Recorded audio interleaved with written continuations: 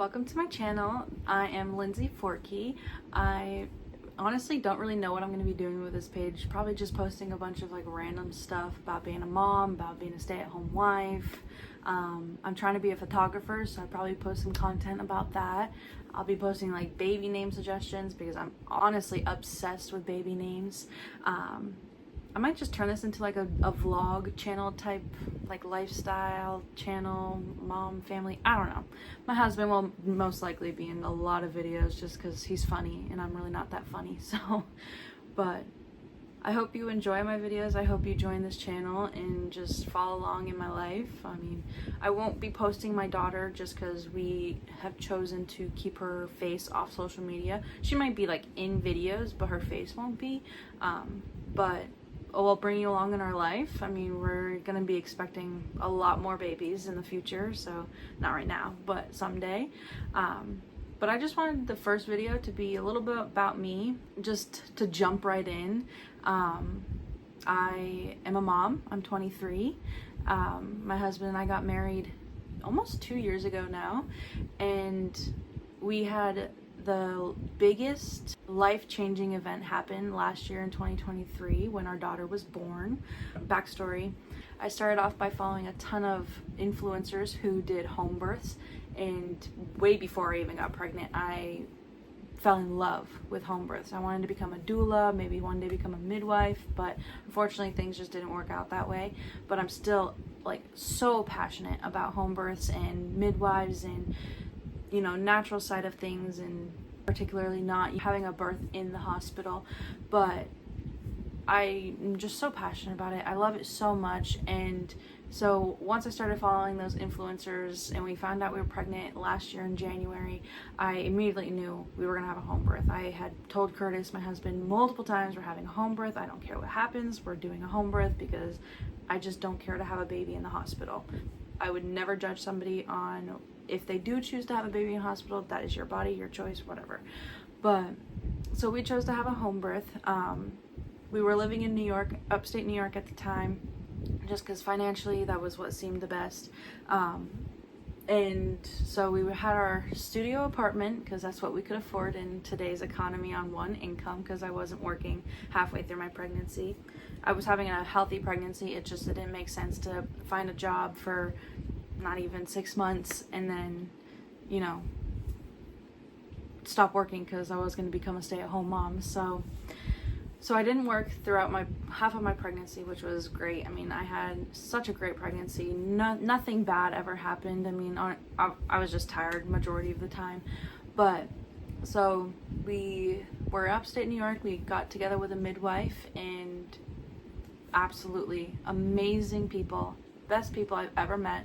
They are just awesome. So if you're in upstate New York, check out Blessing Way Midwifery. They are just hands down the best people that I think I've ever met. So to start the whole story on my daughter's birth, we did start with a home birth. We had a pool set up in our living room. We had a bunch of things. I'll put pictures throughout just so that way, you know, you can have a visual. So disclaimer, I will say that it is a little bit sad, but everything did turn out okay in the end. I will just say that. I also just want to put it out there that I did make a mistake at the end of my pregnancy. I had looked up that you can use castor oil to help move labor along, but I took it when I wasn't even in labor. And castor oil is good for certain things, but I would say that do not necessarily take it unless you've talked to your midwife. I did not talk to my midwife. I should have, but I took it the day before my daughter was born. I didn't know she was going to be born the next day, but I was hoping that it would help move labor along. I wasn't in labor, so I was just hoping it would induce it. It definitely, I think, induced it, because I will be honest, I went to the bathroom a lot, and that it was just rough. So we went into labor on around midnight, October 12th. I just woke up out of the blue, needed to use the bathroom, and then just the minute I stood up, my water broke. It wasn't a lot, it was just like little trickles out like here and there. So we, like, instantly I started feeling like a little crampy. I mean, it felt like a little like period cramp, maybe not, it wasn't strong at all. So I was like, my mom and my husband were there, and I was like, Mom and Curtis, I think something's happening, like we need to, you know, let the midwives know, all that. So we messaged them. She didn't want to show up right away, obviously, because I mean, it's for my first pregnancy, it takes longer usually. So she was like, just let me know when things start picking up. So I literally sat in our living room chair, just letting the contractions go. They came randomly at first, and then like 6 hours later, I was like, I need to do something. We were moving, like I was moving around, I was trying to do the ball. My mom was helping massage my hips, like, because I was having major hip labor. I didn't necessarily have like back labor or anything, but it was just so crampy, like right in the front into the, like, my sides. And so my mom and husband suggested that I move to the shower. So get in the shower on my hands and knees. They start spraying the water on my back, and I was like, this is just not comfortable. I mean, I was just dangling there, it felt like. So I moved to the bed, and that is when everything picked up. It was like instantly I felt a pop, and I was like, Mom, I need you to check me because something is happening. So she checked me, nothing was there, but I did have what they quote unquote call it a bloody show. So she was like, all right, stuff is gonna be happening soon, so do you want to move to the pool? We moved to the pool. Unfortunately, it wasn't warm enough because the heater wasn't working, so my husband was trying his best to boil water and put it in to make it warm, and I just stayed in there for probably about like an hour or two just to like feel a little bit better. We didn't realize that it wasn't warm enough at the time. While I was in the pool, that is when the contractions were hitting hard. They were just coming in waves and just instantly, one after another. I was literally yelling. I was like terrified that our neighbors were gonna call the cops because we were in a studio apartment. I mean, and like I said, I was yelling. My mom and husband said I wasn't, but felt like I was super loud. So I was just going through it. I had my eyes closed the entire time. I tried to keep my shoulders relaxed, my hands relaxed. Well, not really relaxed. I was squeezing the hell out of my mom and husband's hands. But I was just going through the waves, and then the midwives showed up. I honestly don't even remember them showing up because I was in such a different world and just letting my contractions take over pretty much. So they show up. They were like, the pool's not warm enough. We need to get you out, because if the pool's not warm enough, it means that my contractions will slow down, and we didn't want that, obviously, because I was already in the motion of getting this baby out. So we moved to the bed. I tried laying on my back. It wasn't comfortable at first, so I was like, maybe I can go on my hands and knees on the ball and, you know, birth my baby on my hands and knees, because that's the position I wanted to be in. I've read that working with gravity is the best you can do. And so I wanted to do that, but my daughter was like, nope. And so I was like, nah, I need to go back on my back. I really did not want to go on my back, but I was going to follow with what my daughter wanted. So I lay on my back, and my midwife is like, all right, you can start pushing. I start pushing. It takes forever, it feels like. Keep in mind, I am not medicated at all. This is all natural. Laboring was not the worst part, honestly. It was the transition of my daughter moving down. That was what hurt the most. So, or sorry, did I say laboring or pushing? Pushing was not the worst part. So I start pushing. My daughter starts coming down into the birth canal. My midwives are like, keep going. She's almost here. She's almost here. The minute her head starts popping out a little bit, I need to take a break, and then she goes right back in. So my midwives are like, all right, let's try this again. Push, push, push. I did it again. You know, I'm pushing as hard as I can. My husband was like, Lindsay, your nose is turning purple. I don't know what else I can do about that. So I just keep pushing, pushing, pushing. I'm not really breathing. You know, they tell you to breathe through it, but I was like, nope, I cannot. So literally, I think 5 times the midwives were like, all right, just keep going. She's going, she's going. And then she would go back in. And then, you know, rinse and repeat. Then they were like, all right, Lindsay, you need to push one more time. She's like, just to get her head stuck, and then we can help move her out the rest. So I pushed really hard. She finally got her head stuck. They were like, do you want to feel her head? I was like, no, I can't concentrate if I, you know, feel her head. So They told me to keep pushing, and then finally she came out. It was honestly, that part was not horrible at all. Honestly, it felt really satisfying because I was like, wow, the pain is gone. So they put her on my chest. She's not really making any sound, which is normal. I mean, it's usually they're like, oh, the baby should be crying, but she wasn't making any sound. It was fine at first. She was on my chest. We were, you know, gently rubbing her, trying to get her to do something because she wasn't moving also. She was a little purple, but every now and then she'd turn a little bit pink, and she just kept going in and out. So my midwives are like, all right, this isn't normal. Something's wrong. So I was like, just do what you need to do. I will let you take her. Just do what you need to do. So they took her. They tried patting her back, tried moving her around, stuff like that, rubbing her. She just wasn't making any noise really. She was like making like a gurgling noise, like she just wasn't breathing properly, coming out, which is normal. She's a newborn, but it was worse than what they've experienced. So they figured out that she probably had like mucus or like vernix, stuff like that in her throat. So they tried sucking it out. That didn't really work that best. So they tried using this, like the sucker where they put it down into her throat and tried, sucking it out themselves. She got out a lot, or my midwife got out a lot, but it just wasn't enough. She still wasn't really breathing the best.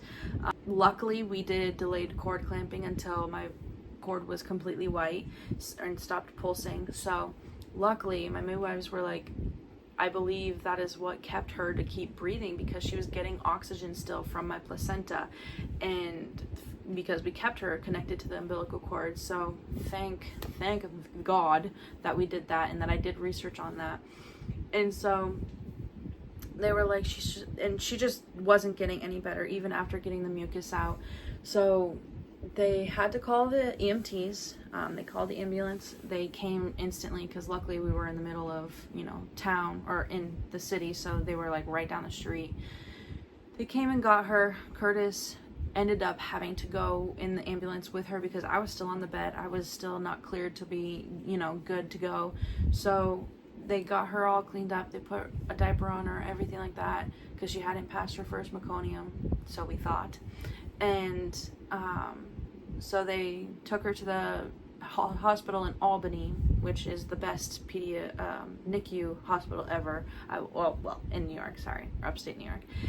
And so that's what they did after she was born. I think it was like 45 minutes after she was born, she was being rushed to the hospital. I was still, like I said, laying on the bed. I birthed my placenta. My midwives were like, that was the biggest, meatiest placenta they've ever seen. Sorry, TMI. But so I got my go-to. I was like, I need to go. Curtis is not going to be okay. I need to get to Curtis. I need to get to my baby. I need to get out of here. So my mom and my midwife went with me. They brought me to the hospital. My midwife's helpers stayed back and cleaned the apartment for me, which I'm so grateful for. And so we get to the NICU. She was already hooked up to a CPAP machine to help get oxygen in her. I wasn't able to really see her at first, just because they had to put an IV in her belly button, and they had to do feeding tubes and all that. So I wasn't able to see her at first. Curtis was there the entire time. He said that when they were in the ambulance that she was aware, she was looking around, she was grabbing onto his finger, she, as they were trying to get oxygen in her, but she was too small for their equipment, so they were just holding it over her nose. And so once they got to the emergency room, they brought her in, and they were they were asking Curtis, where's the mom, just because they hadn't experienced a home birth where somebody or a baby needed to be transferred, so they were asking where I was, just to make sure I was okay. Got her checked out. So many nurses and doctors were on her because she was a newborn, and they were just making sure what they needed to do. Once we started talking to the doctors after I got there, they had told me that they believed she had swallowed her meconium in the womb, and I believe it's because I took the castor oil.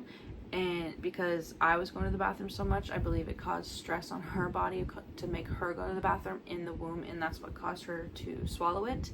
I know it's very common, or it's common, not very common, but it's common that it can happen, but I believe I was the one that caused it. So note to self, I'm not going to do that again for the next births.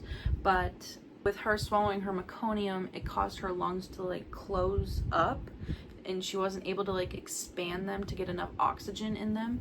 So the procedure that they had to do was they put like a serum or something in her lungs to cause air bubbles, so that way it would expand her lungs to be able to get more oxygen in naturally. Or so like when she's on her own off the machine, the CPAP machine. So at first she was on like over 30% oxygen that they were trying to give to her, and then they gradually like stop the oxygen so that way she can start breathing on her own, and they want her to be down to like 21% because like that's the normal intake of oxygen that humans get. So we were in the NICU for 4 nights and 5 days. Curtis and I went home the first night just because we had been awake for over 24 hours, you know, laboring and birthing a baby and all that. We called our family and just let them know like what happened. It hit Curtis really hard just because he, you know, was alone when he brought her to the hospital, and I think on just an adrenaline rush, and I just had this feeling that she was going to be okay. That, I mean, she wanted to be born, she wanted to be in this world, and I mean, we had struggled to get pregnant for 3 years. I didn't think, for me personally, I did not think that I would have gotten pregnant if she didn't want to be here. And so luckily everything did turn out okay in the end. She is the healthiest, happiest little girl now. She's 9 months old. I mean, she is so advanced. I mean, she's already almost walking, she's dancing, she's all the things. She is just such an amazing little girl. I get goosebumps just talking about her.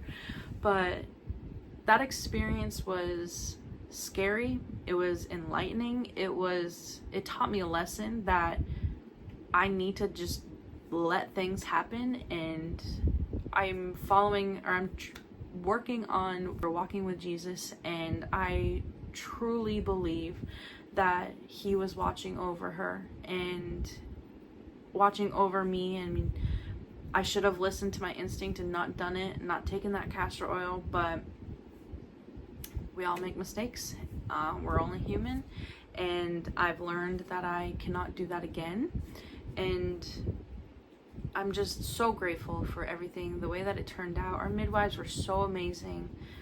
The NICU nurses were so amazing, and it was just, like I said, it was the hardest experience that we've ever had, but it was so enlightening and taught me that to be a mom, you can't push things, you can't rush things, you have to be patient. And I mean, it sucks that I had that lesson the minute my daughter was born, but I, again, am so grateful for the way that things turned out. I just want all moms out there or all pregnant women to know that home births aren't the scariest. Home births are the most natural thing to do for our bodies, for ourselves. And just because my home birth did not end the way that I was expecting, that does not mean all home births go that way. My midwives were like, you were the first NICU transfer that we've ever had. Other transfers they had are just because the mom was in labor for like days on end and needed to, you know, get that baby out. So I'm going to be making more videos on home births and midwives and all that, because I personally want to become a birthing photographer, and I just absolutely love, and I'm so passionate about home births and just following with nature and Jesus and all of that. And I just believe that it's the best thing for us, and I hope that this doesn't discourage anybody, but I do hope, or I do want people to know that it can happen, but learn from my mistakes, and please do not take castor oil unless your midwife is like, maybe you should try it if you've been in labor for hours on end. But thank you so much for listening to my daughter's birth story, and thank you for joining my channel. Again, I don't really know what's gonna come out of this, but I might as well just post on YouTube just because everybody is nowadays. But I just want people to know my daughter's birth story, just because, like I said, it was very enlightening, and it's a story that people need to know, and just so people need to know that it didn't discourage me from wanting to have another home birth. I am going to have all my babies at home if I can. So, but again, thank you for joining me, and I hope you subscribe, like, share, all of the things, just because why not? But thank you again, and I hope you have a great day.